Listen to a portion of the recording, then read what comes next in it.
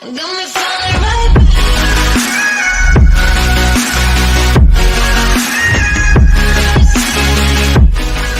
Reasons के लिए लोगों को तकलीफ होती है, इसलिए मैं ऑफिस जाता हूँ, घर जाता हूँ, ऑफिस जाता हूँ, घर जाता हूँ, तो मैं ट्रैवल नहीं करता। मैं इसलिए आया हूँ कि मैं ये समझता हूँ कि हमारी गवर्नमेंट को एक नया कल्चर क्रिएट करना है, और नया कल्चर ये क्रिएट करना है कि जो वेल्थ क्रिएशन है ये गुनाह नहीं है। वेल्थ क्रिएशन अगर एक मुल्क में नहीं होती, वो मुल्क आगे बढ़ ही नहीं सकता। मेरे दो विजन थे पॉलिटिक्स में आने के लिए। एक विजन ये था कि पाकिस्तान एक खुददार मुल्क बने।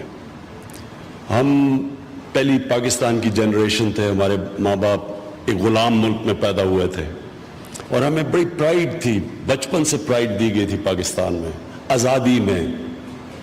तो वो जो हमारा डिपेंडेंसी सिंड्रोम शुरू से ही हो गया, पहले इतना बुरा नहीं था, लेकिन आहिस्ता आहिस्ता और ख़ास तौर पर पिछले 20-25 सालों के अंदर, कि अगर हमें बाहर से मदद नहीं मिलेगी तो मुल्क सर्वाइव नहीं करेगा। और उससे हमने अपनी डिग्निटी भी खोई, अपना आज़ादी भी खोई, सेल्फ इस्टीम खोई मुल्क ने। ये सब इम्पॉर्टेंट चीज़ें होती हैं जो एक कौम ऊपर जाती है। कौमी गैरत होती है, एक डिग्निटी होती है, अपने पैर पे खड़ी होती है, अपने फैसले करती है, और यही इसलिए मुल्क सॉवरन बनता है। तो हमने ये डिपेंडेंसी सिंड्रोम, और फिर अभी कभी भी हमने इतने अपने सरप्लसेस प्रोड्यूस नहीं किए कि हम गरीब मुल्कों को पैसे देते।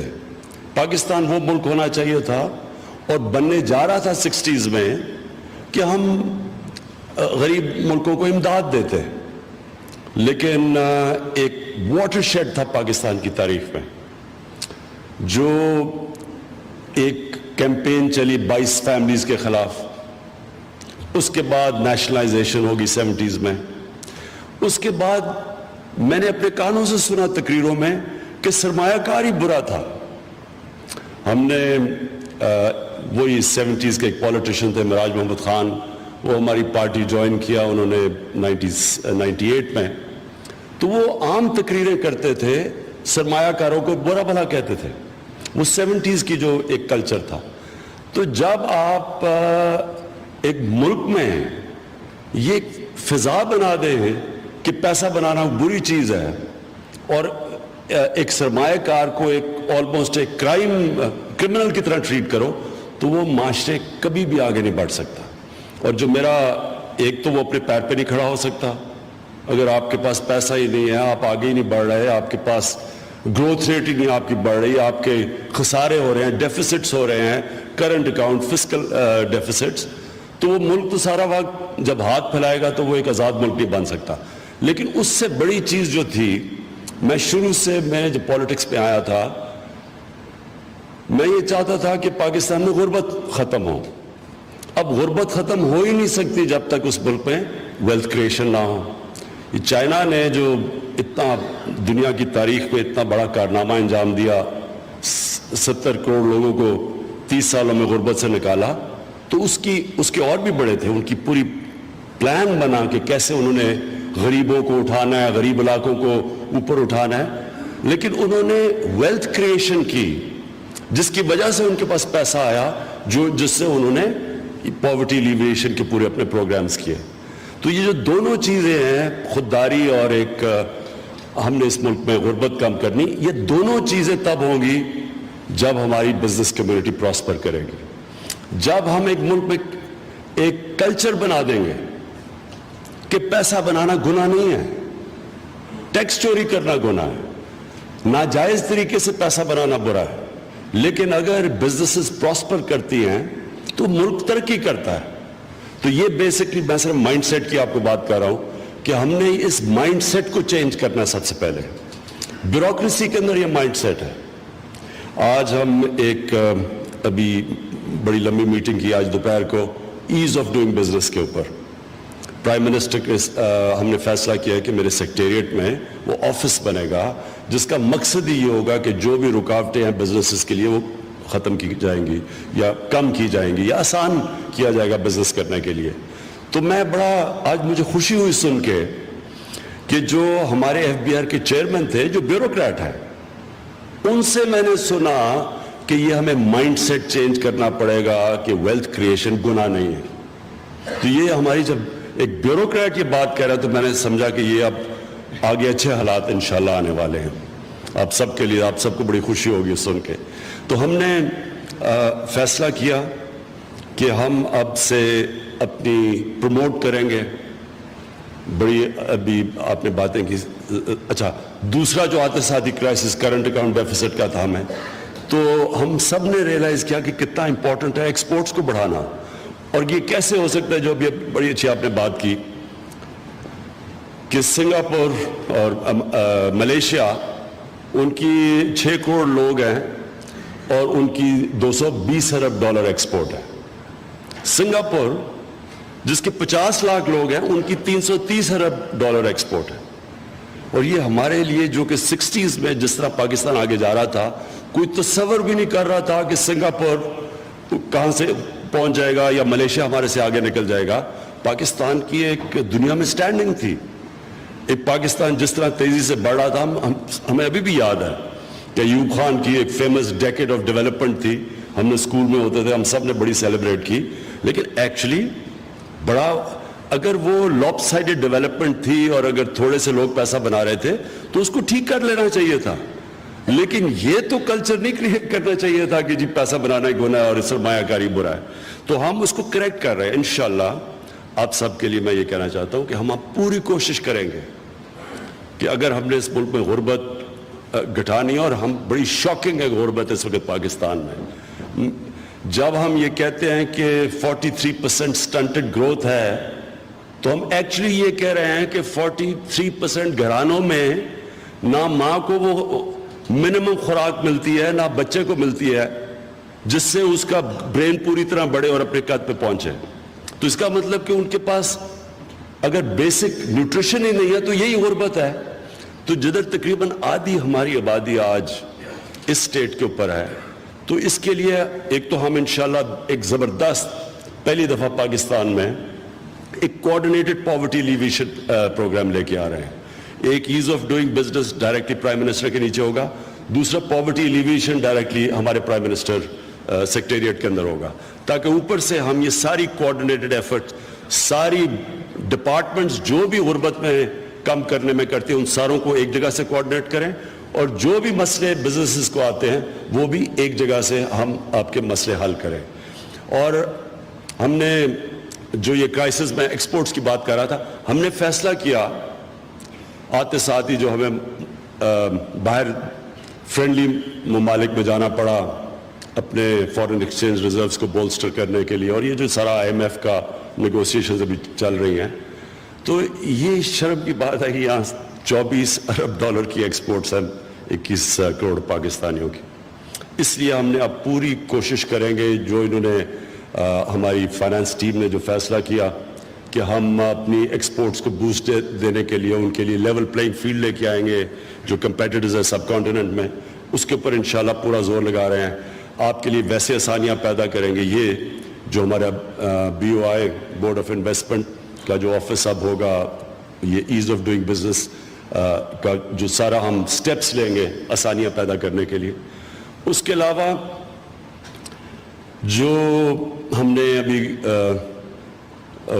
بڑے طاقت سے ہم بڑے بھرپور طریقے سے آئیں گے وہ جو ہے منی لانڈرنگ. یہ کنیکٹڈ ہے منی لانڈرنگ کے ساتھ ساتھ کیونکہ ان کو ایک ہی طرح ٹیکل کریں گے منی لانڈرنگ اور سمگلنگ. یہ دونوں ہمیں افیکٹ کرتی ہیں. منی لانڈرنگ یہاں سے ڈالرز باہر جاتے ہیں اب ہمیں تعداد پتہ چل رہی ہے کہ کس طرح سمگل ہو کے ڈالرز باہر جا رہے ہیں. اس کے اندر ہم افغان ٹرانزٹ ٹریڈ کے اوپر بھی دیکھ رہے ہیں کہ ہم افغانستان سے کیسے بات کریں کہ جس لیول کی سمگلنگ ہے. اور دوسرا کہ یہ اس کا جو امپیکٹ پڑ رہا ہے ہماری انڈسٹری کے اوپر ڈی انڈسٹریلائزیشن کے اوپر یہ سمگلنگ کا کتنا بڑا امپیکٹ پڑ رہا ہے. تو انشاءاللہ یہ پورا اب ہم ساری ایجنسیز جو رسپانسبل ہیں سب کو ہم ایک ہی ہم نے اکٹھا کیا ہوا اور ایک پوری پالیسی لے کے آ رہے ہیں سمگلنگ بھی روکنے کے لیے اور منی لانڈرنگ بھی روکنے کے لیے. ہم نے اوورسیز پاکستانیز جو ہیں ریمیٹنسز اس کے لیے بھی اب پورے سٹیپس لے رہے ہیں کہ ان کے لیے آسانی کریں کہ لیگل چینلز کے تھرو وہ ریمیٹنسز بھیجیں تاکہ ہمارا یہ جو پرابلم ہے ڈالر شارٹیج کا یہ ختم کیا جائے. انویسٹمنٹ کے لیے میں تھوڑا سا وقت ہے لیکن میں نے دیکھا ہی نہیں 3-4 مہینے میں کہ بہت زیادہ انٹرسٹ ہے پاکستان میں انویسٹمنٹ کے لیے. نمبر 1 جیو اسٹریٹجک پوزیشن جو پاکستان کی ہے. سی پیک ایک اور وجہ ہے کہ وہ لوگ انٹرسٹڈ ہیں, بڑی مارکیٹس ہیں. دوسرا کہ جو پاکستان کا ینگ پاپولیشن ہے, 12 کروڑ پاکستانی 30-35 سال سے کم ہے, اس سے یہ بڑا باہر انٹرسٹ ہے اور وہ سمجھ رہے ہیں کہ اور ماشاءاللہ آ رہے ہیں ہمارے پاس, وہ سمجھتے ہیں کہ کرپشن کے اوپر یہ کیونکہ گورنمنٹ قابو پائے گی, اس کے لیے ہمارے پاس بڑا انٹرسٹ ہے اس وقت انویسٹمنٹ کا. منرلز کی آپ نے بات کی, اب آج ہی ہم وہ ڈسکس کر رہے تھے جو ریکو ڈگ کا سارا سلسلہ ہے, لیکن جو بلوچستان میں اس وقت کاپر ریزروز ہیں, پھر جو ابھی دوسری ڈسکشن آ رہی تھی جہاں ہمیں آئیڈیا نہیں تھا کہ تھر میں ایکچولی کس کوالٹی کے ریزروز ہیں, ہمیں کسی کو آئیڈیا نہیں تھا کول کا. تو پاکستان ایک ریسورس رچ ملک ہے, اس میں صرف ہم نے مدد کرنی ہے انویسٹرز کی, پاکستان کے اندر جو انویسٹرز ہیں جو پاکستان سے باہر پاکستان میں انویسٹ کرنا چاہتے ہیں, ان کے لیے آسانیاں پیدا کرنی ہیں. اور میں آپ کو یقین دلاتا ہوں کہ جو ہم نے آج چیزیں سنی ہیں وہ جب ایز آف ڈوئنگ بزنس میں, اس میں جو ٹیکس کے اوپر بات چیت ہو رہی تھی, میں یہ سوچا جس طرح کہ وہ ٹیکسیشن سسٹم ہے, میں نے ریلائز کیا کہ کوئی بڑا ہی, یا تو پاکستان سے بڑا پیار کرنے والا آدمی پاکستان میں انویسٹ کرے گا, یا وہ مجبور ہوگا تو وہ اور کہیں جا نہیں سکتا, یا اس کے پاس پیسہ اتنا ہوگا کہ وہ یہ ساری چیزیں پیسے دے کے اوور کم کر سکے, یا پھر وہ 2 نمبری کر کے پیسہ بنائے گا. لیکن جو جس انویسٹر کے پاس چوائسز ہیں, جس طرح کا ہمارا سسٹم ایوالو ہو چکا ہے, بڑے مشکل ہوتا ہے کہ انویسٹر پاکستان میں اس ٹیکس رجیم اور یہ جو ساری ایشوز ہیں جو ڈفرنٹ اب پروونسز اور سینٹر کے اندر جو ڈفرنٹ ٹیکسز ہیں, رجیمز بھی ڈفرنٹ بن گئی ہیں, قانون بھی بن گئے 18th امینڈمنٹ کے بعد. تو ہم نے یہ ارادہ کیا کہ ہم یہ سارا سنتھسائز کریں گے یہ ساری چیزوں کو, اور ہم نے اپنے آپ کو ٹائم فریم بھی دیا ہے, اور انشاءاللہ آپ آنے والے دنوں میں دیکھیں گے کہ آپ کے لیے آسانیاں پیدا ہوں گی. یہ جو ابھی ایک اور ہم نے فیصلہ بڑا فیصلہ کیا کہ یہ جو ٹیکس کلیکشن اور جو ٹیکس پالیسی ایک ہی جگہ پہ تھی, وہ ہم نے کیبنٹ نے بھی فیصلہ کیا, ہم نے اس کو سیپریٹ کر دیا ہے, پالیسی علیحدہ کر دی ہے, کلیکشن علیحدہ کر دی ہے. اس کی خاص وجہ یہ ہے کہ جو کلیکشن کرتے کرتے ہم نے اپنی انڈسٹری کو تباہ کر دیا, کلیکشن کے اوپر صرف زور ڈالتے ہوئے. تو جب علیحدہ کیا تو اب پوری پالیسی بنے گی کہ ہم نے کیسے اپنی انڈسٹری اور خاص طور پہ مینوفیکچرنگ کو اٹھانا ہے, اور کیسے اس کا کوئی کنیکشن ٹیکس کلیکشن سے نہیں ہونا چاہیے.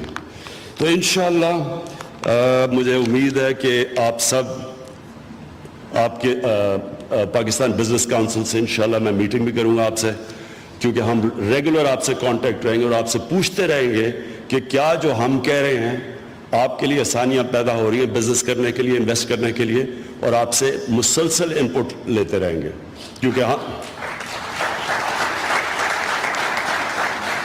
کیونکہ میں آخر میں یہ پھر سٹریس کرنا چاہتا ہوں کہ کبھی بھی کوئی معاشرہ آگے ترقی نہیں کر سکتا جب تک وہ ویلتھ کریشن کے اوپر اور پروفیبلٹی کے اوپر جب تک وہ ایمفسائز نہ کرے.